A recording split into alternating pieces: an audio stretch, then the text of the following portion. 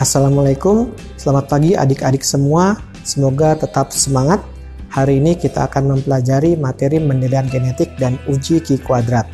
Pada materi ini kita akan belajar tentang pembentukan gamet, pewarisan karakter kualitatif, menghitung uji Q kuadrat pada satu sifat atau monohibrid, dan menghitung uji Q kuadrat untuk dua sifat atau dihibrid.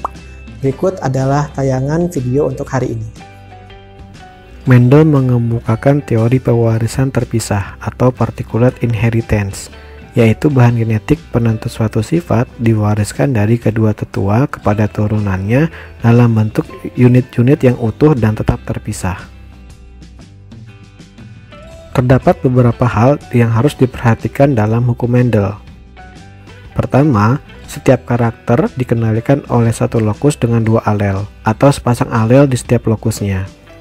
Kedua, terdapat dua tipe alel, yaitu alel dominan yang disimbolkan dengan huruf besar dan alel resesif yang disimbolkan dengan huruf kecil. Alel dominan akan menutupi ekspresif dari alel resesif. Lokus yang terdiri atas alel dominan atau alel resesif saja disebut sebagai lokus homozigot. Sedangkan lokus yang terdiri dari alel dominan dan alel resesif disebut sebagai lokus heterozigot. Hukum Mendel pertama atau segregation menjelaskan bahwa setiap alel akan berpisah secara bebas ke setiap gamet yang berbeda. Sedangkan hukum Mendel yang kedua atau independent assortment menjelaskan bahwa setiap alel akan berpadu atau berpasangan secara bebas dengan alel lainnya dari lokus yang berbeda.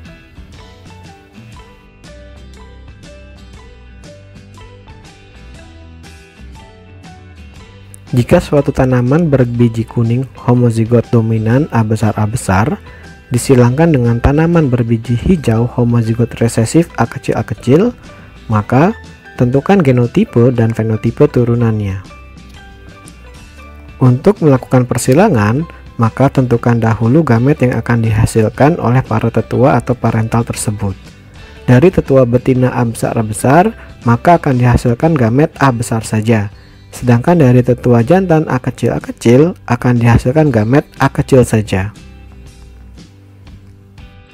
Berdasarkan gamet yang dihasilkan tersebut, maka akan diperoleh turunan dengan genotipe hanya A besar A kecil dengan fenotipe hanya tanaman berbiji kuning saja. Lalu berikutnya, jika tanaman F1 berbiji kuning heterozigot A besar A kecil disilangkan dengan dirinya sendiri atau kita kenal sebagai selfing, maka tentukan genotipe dan fenotipe turunan F2-nya. Karena genotipe kedua tetua sama-sama A besar A kecil, maka gamet yang akan dihasilkan dari kedua tetua tersebut adalah setengah A besar dan setengah A kecil. Berdasarkan gamet yang dihasilkan tersebut, maka akan dihasilkan genotipe turunan F2, 1 A besar, 2 A besar A kecil, 1 A kecil dengan fenotipe turunan di F2, 3 kuning dan 1 hijau. Lalu bagaimana dengan persilangan antara A besar dengan A besar A kecil dan persilangan antara A besar A kecil dengan A kecil? Dari kedua persilangan tersebut akan dihasilkan rasio genotipe dan fenotipe turunan seperti berikut ini. Bagaimana proses persilangannya? Silakan adik-adik melakukan simulasi persilangan secara mandiri. Lalu berikutnya, jika tanaman F1 berbiji kuning keriput yang heterozigot A besar A kecil B besar B kecil disilangkan dengan dirinya sendiri atau selfing, maka tentukan genotipe dan fenotipe turunan F2-nya.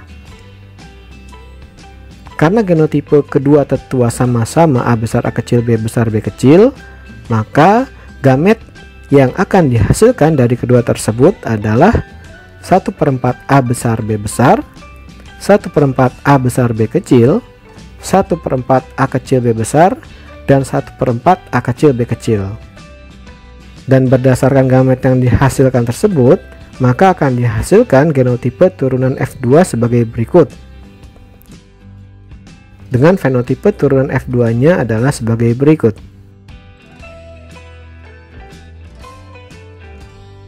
Bagaimana adik-adik semua? Apa sudah lebih paham? Untuk mengukur pemahaman kita, silakan adik-adik mengerjakan tugas yang telah kami siapkan di New LMS IPB.